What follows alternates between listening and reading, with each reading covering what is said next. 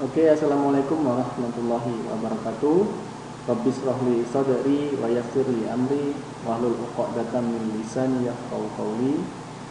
Terima kasih anak-anakku kelas 4 Mekah yang Mr. Ainur selalu cintai dan banggakan, dan Mr. selalu rindu untuk bisa bertatap muka dengan kalian sebagaimana masa-masa sebelum masa pandemi, tentunya di sekolah kita yang sangat kita banggakan, SD Islam Al-Azhar 56 Malang.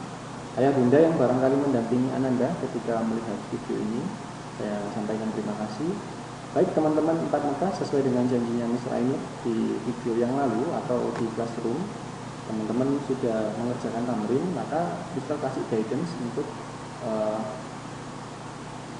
pembahasan tentang tamrin ya, yang sudah dikerjakan dan kalian upload di classroomnya Mr. Ainur. Tujuan video ini adalah memberi guidance kalian supaya nanti di hari Senin kalau kita jadi asesmen, maka kalian sudah siap untuk asesmen mengenai chapter 2 ini. Kita asesmen berupa tulis atau penilaian yang berupa praktikum ya.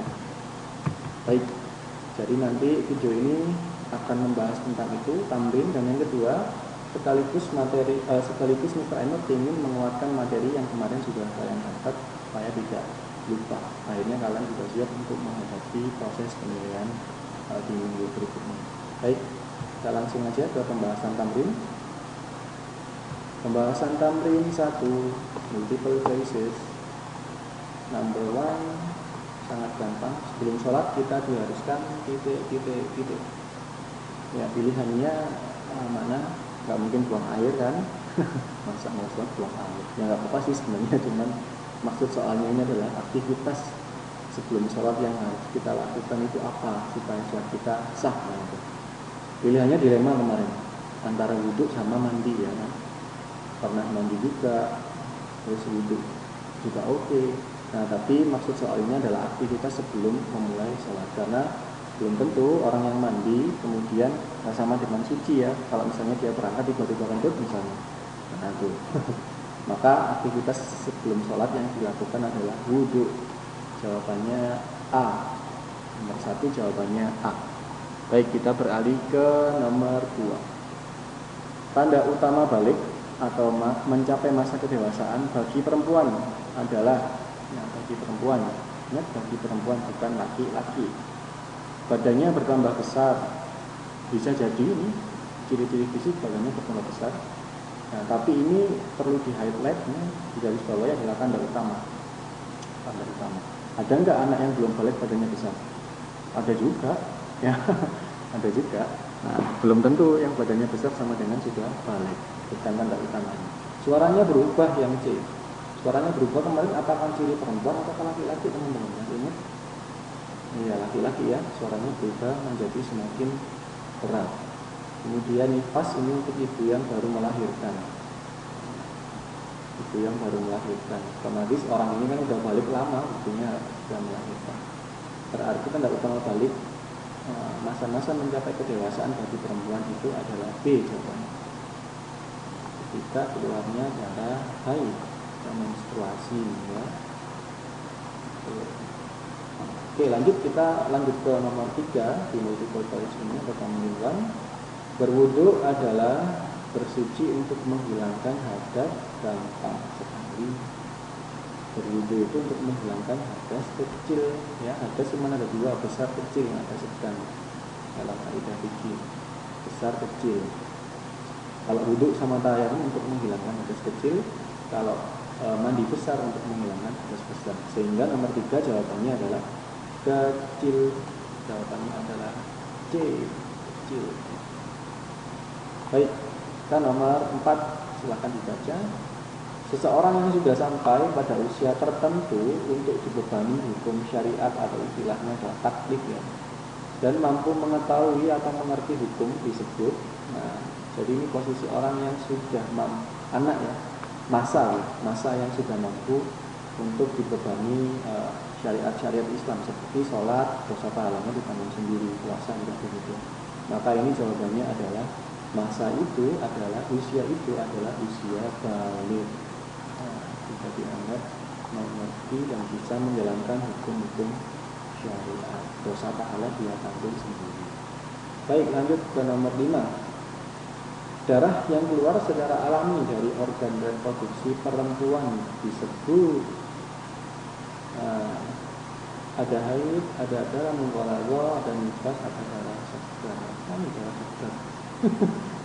Kayak ikan aja, ikan segar. Oke, ini jawabannya haid ya. Nah, darah menstruasi perempuan. Nah, jadi silakan kalian benerin kalau misalnya jawaban kalian kurang tepat. Kalau sudah benar silakan dikasih yang 100. Ini 1A, 2B, 3 kecil, 4 balik, 5 haid. Baik, kita lanjutkan ke next number of summary 1, number 6. Yang bukan termasuk ciri fisik dari balik adalah, nah ini yang teliti baca soal, bukan termasuk ciri fisik. Nah, ini termasuk ciri fisik dari balik. Ya, oke, kita bahas dulu. Tumbuh bulu ciri fisik, tubuh berkembang ciri fisik, suara membesar juga ciri fisik. Nah, emosi tidak stabil, emosi tidak stabil atau labil ini adalah bukan ciri fisik. Berarti jawabannya nomor 6 adalah C. Dan kita beralih ke nomor 7. Kondisi tidak suci yang terdapat pada seorang muslim hingga menyebabkan dia terhalang dari atau untuk melakukan sholat at-tawaf disebut dengan istilah apa kemarin? Hadas ya. Hadas itu apa, Mister? Ya ini, hadas itu kondisi tidak suci ya, yang membuat seorang muslim terhalang untuk melakukan sholat dan tawaf. Lanjut, kita ke nomor 8. Meratakan air ke seluruh tubuh adalah tata cara. Tayamum nggak mungkin ya, debu. Wudu apakah diratakan ke seluruh tubuh? Tidak, bagian-bagian tertentu. Tinggal mandi biasa atau mandi junub. Tapi karena materi ini berhubungan dengan tata cara bersuci ya, jawabannya mandi junub ya. Mandi junub ini istilah lain dari mandi besar. Nah, jadi jawabannya adalah B. Meratakan air ke seluruh tubuh adalah tata cara mandi junub. Kita beralih ke nomor 9.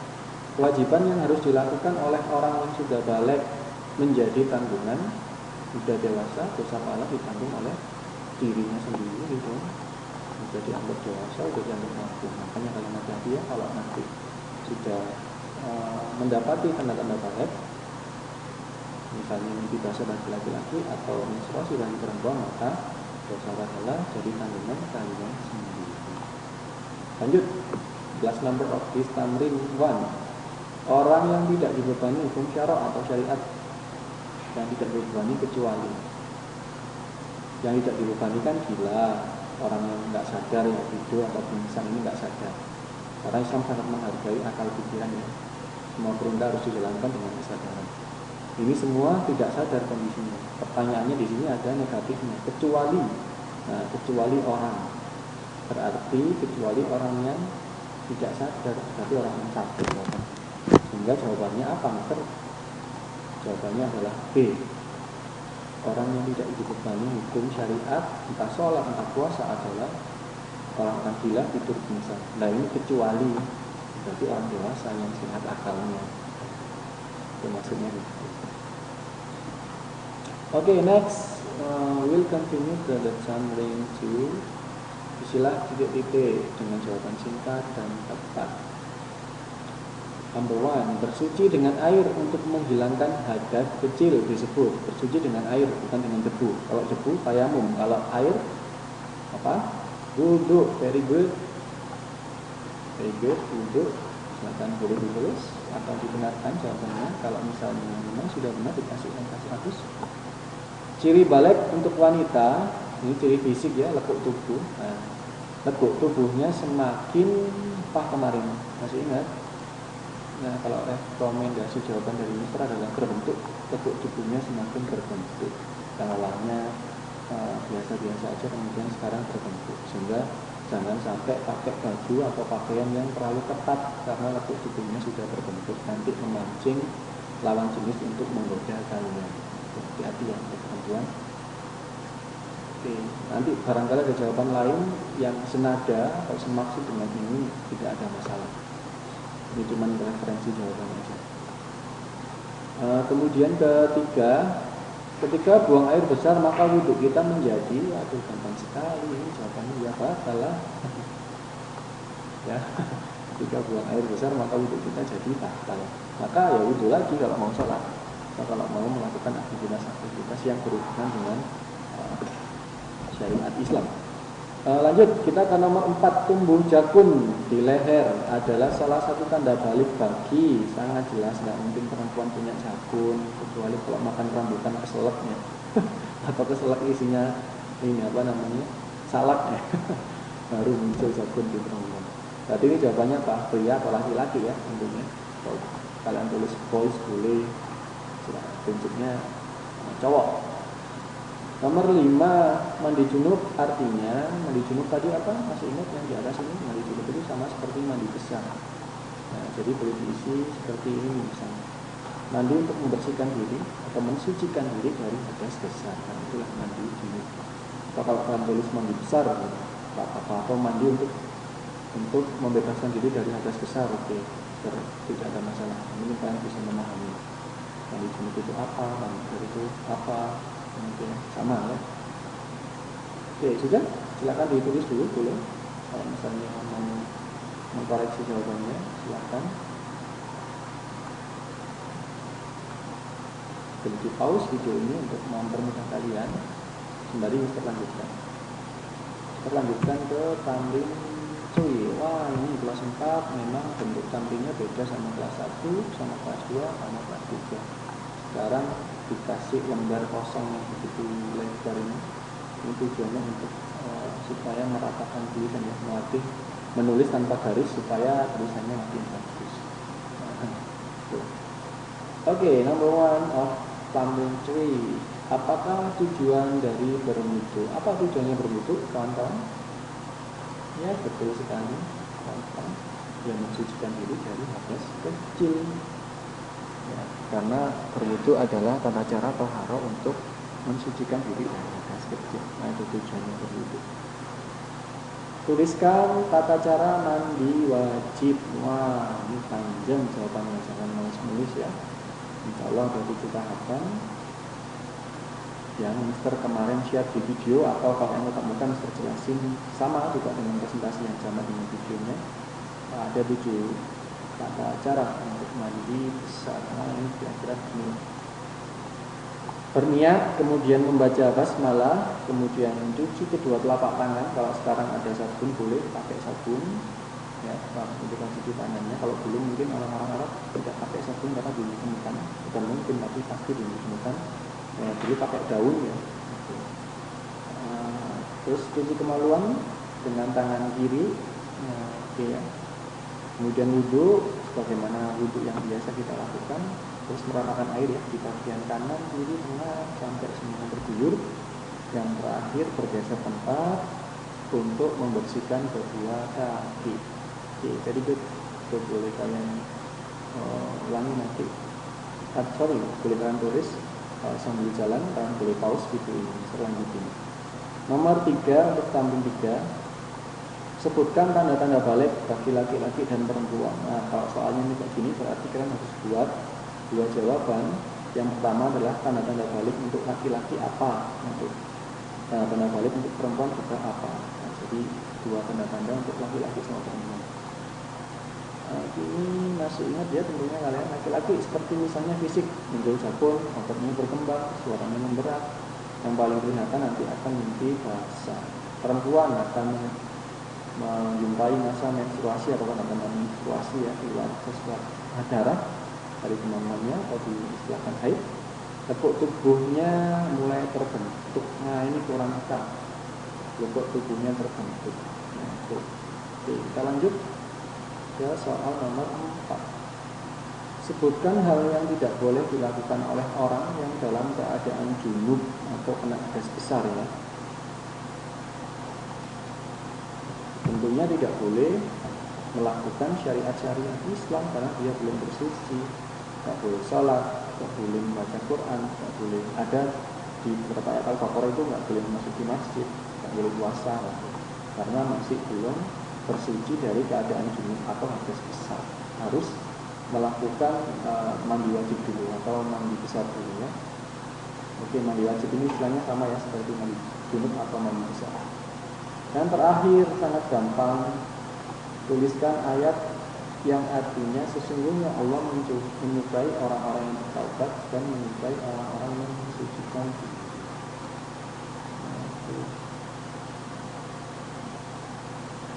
Ini Mister tulisin aja yang sesuai dengan materinya. Kalian boleh buka di buku kalian. Ini yang taubat Mister nggak tulis ya. Innallaha yuhibbul mutatahhirin. Sesungguhnya Allah mencintai orang-orang yang mensucikan diri. Yang bertaubat nanti bisa ditulis sendiri sesuai dengan buku kalian.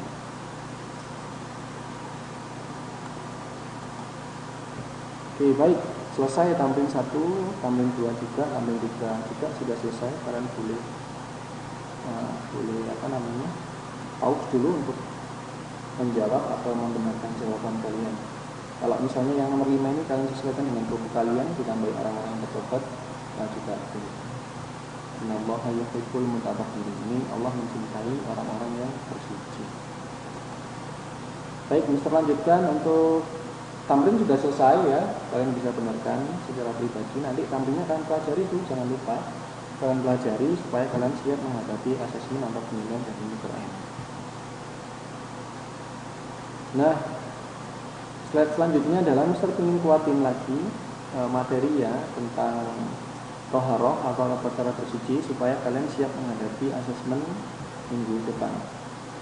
Gimana cara bersucinya kemarin masih ingat ya, ketika kita kena hadas kecil berupa kencing atau BAB atau kentut misalnya berbuang angin, dan hadas besar seperti mimpi basah bagi laki-laki atau menstruasi bagi perempuan, juga bagi ibu yang baru melahirkan darah nifas, maka tata cara bersucinya beda antara hadas kecil dan hadas besar. Hadas kecil dan hadas besar berbeda tata cara bersucinya.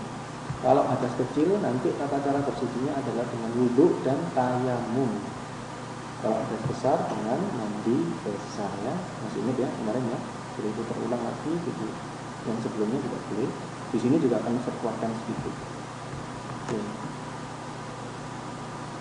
Oke, wudhu kalian juga sudah tahu tahapan-tahapannya, jadi Mister nggak perlu bahas detail ya, mulai dari cuci tangan, niat, sampai mencuci kaki sampai kedua mata kaki.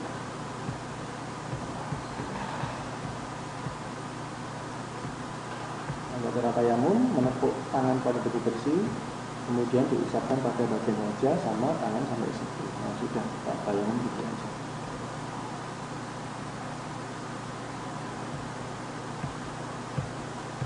Doa setelah wudhu. Wah, ada yang masih ingat ya doa setelah wudhu? Silakan ayo kita baca bareng-bareng doa setelah wudhu.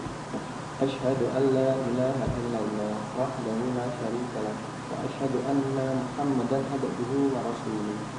Allahumma ij'alni minat tawwabin waj'alni minal mutatahhirin. Nah, kalau di buku kalian stopnya sampai di situ. Memang itu disematkan nanti sampai di situ. Oke. Pembatal wudhunya macam-macam, ini yang tadi hadas kecil ya, kencing, BAB atau kentut. Terus menyentuh kemaluan tanpa ada penghalang, tidur nyenyak, dan mabuk atau pingsan. Ini dua kondisi terakhir ini adalah kondisi tidak sadar. Karena Islam sangat menghargai akal pikirannya manusia, ini bisa batal wudhunya maka harus wudhu lagi. Oke. Jadi itu terasa sudah sangat jelas. Nah, sekarang yang mandi besar, tata caranya seperti apa Mister? Sesuatu lagi. Tata cara mandi besar.